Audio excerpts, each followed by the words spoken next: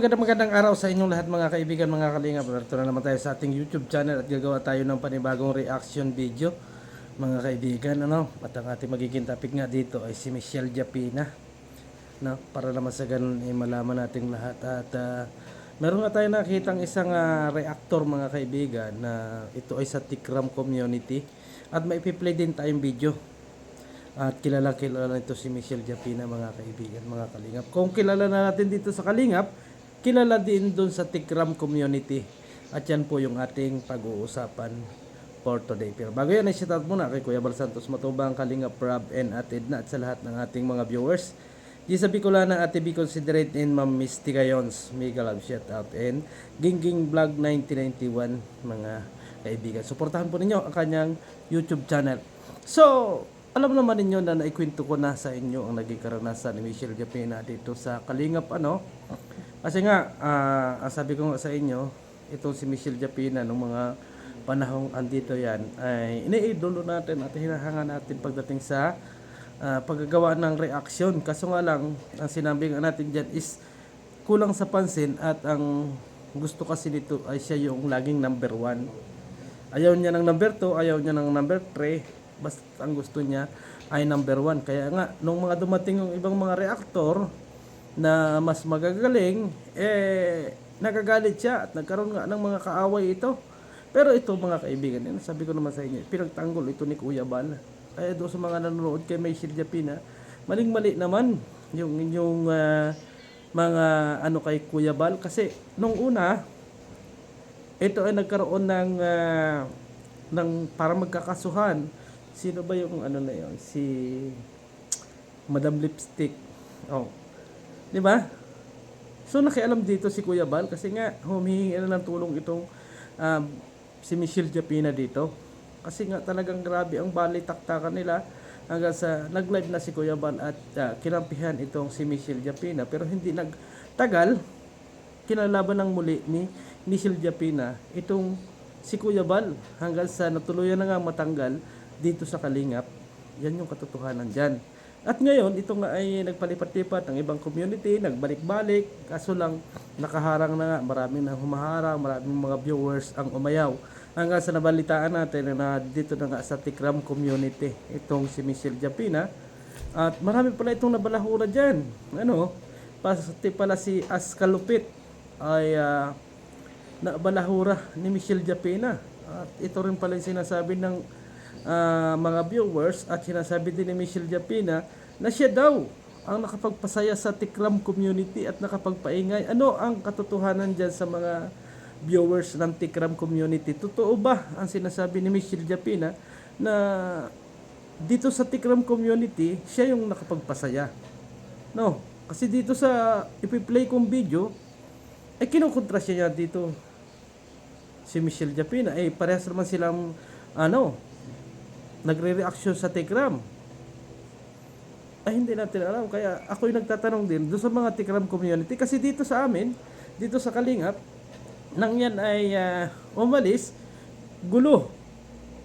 Bago nung bumalik, gulo din.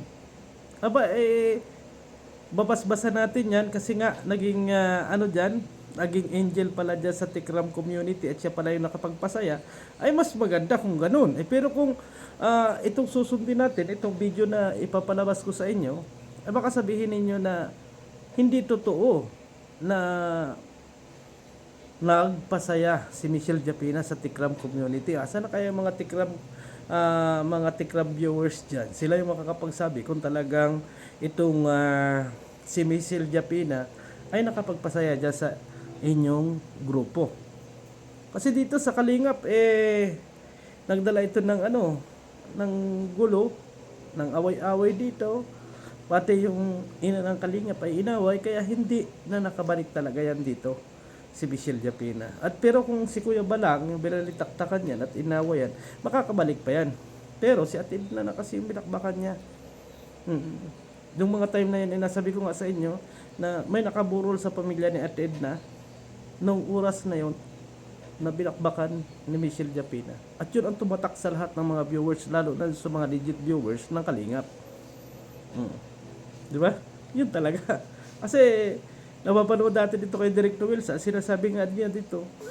At sinasabi nga ni Derek Noel sa ay siya ay parang isang babaeng Kristo. Ay ginawa natin Kristo dyan sa ating thumbnail mga kaibigan, mga kalinga. Pero ano ba talaga ang katotohanan? Kristo ba or isang impacta? Kasi dito sa ating video na i-play, yan ang sinasabi niya. Impacta daw si Michelle Japina. So panoorin natin mga kaibigan. Ay!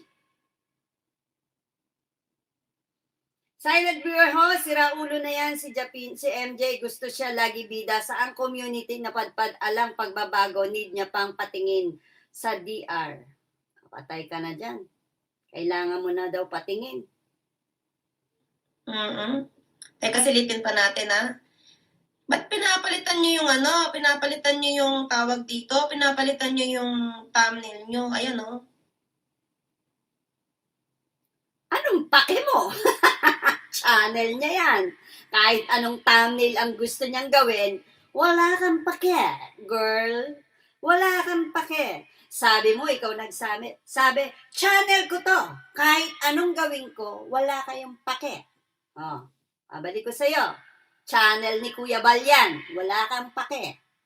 Bakit natin ginagawang normal way ang living ang ganito? Di ko alam kung maiinis pero mas madalas nakakatuwa batuhan ng batuhan. Crab mentality talaga ang kultura natin. Ano po? Wala namang mananalo sa atin. Sabi ni Airona de la Cruz. Opinion niyo po yan. Opinion niyo po yan. Hello po, host, Reyna na prinsesa ng aming puso, Ma'am Marie. Ayan, Rosemary.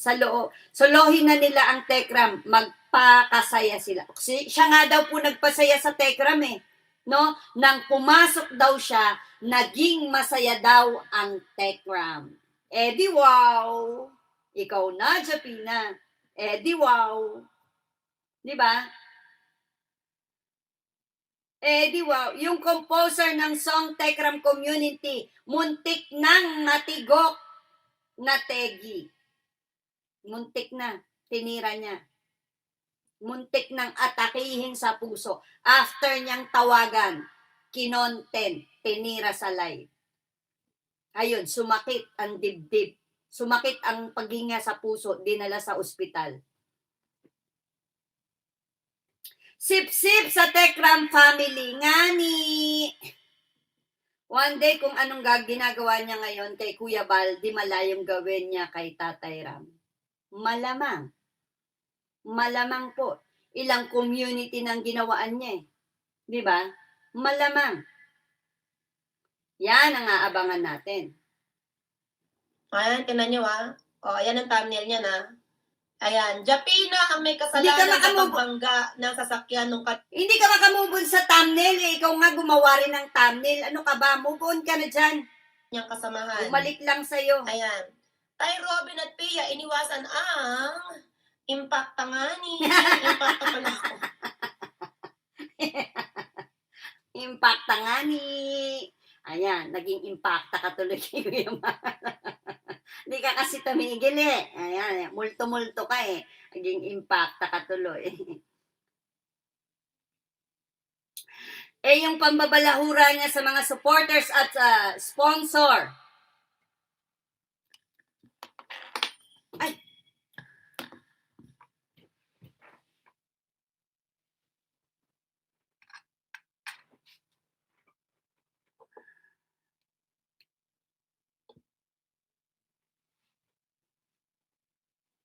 Yung pambabalahura niya sa mga supporters at sponsor, magandang gawain ba yon sa babaeng Kristo na never nakagawa ng masama sa kapwa? Tanong ko lang po. Yan. Tanong ko lang.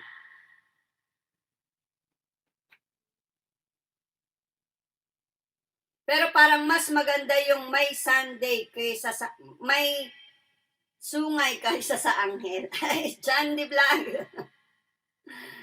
Sus, gusto lagi bida parang si Jollibee, lakas ng tama sa isip. Impacta pala ako, di ko alam.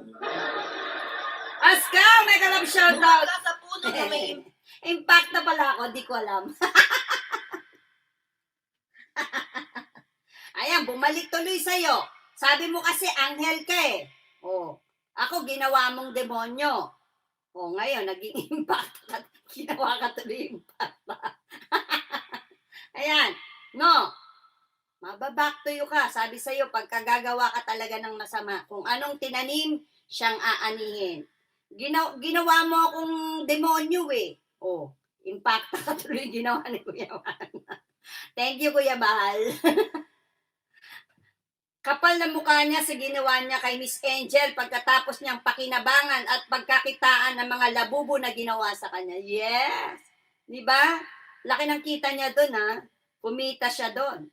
Shout out ho sa lahat. Boom boom from Kuya Askal.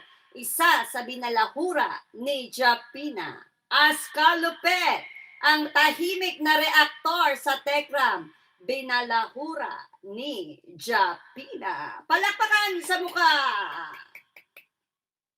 Sumakit ulo ko kay Japina. Grabe, mahangin nga talaga, Ma'am Shi. Naglilinis hugas sa sarili niya para siya maglinis. Hindi magwawagi ang kasamaan sa mabubuti. Bahala na si God sa kanya, sa kanilang mga anti. Impacta, ayan. Bumangga sa puno, impacta. Kasi So yan pong reactor na yun mga kaibigan, mga kalingap, pinadaanan lang natin sa ating pag-i-scroll at nakita nga natin na nakatabnil dyan si Michelle Japina, no? Nakita natin na tinitira si Michelle Japina at pinagtatawanan.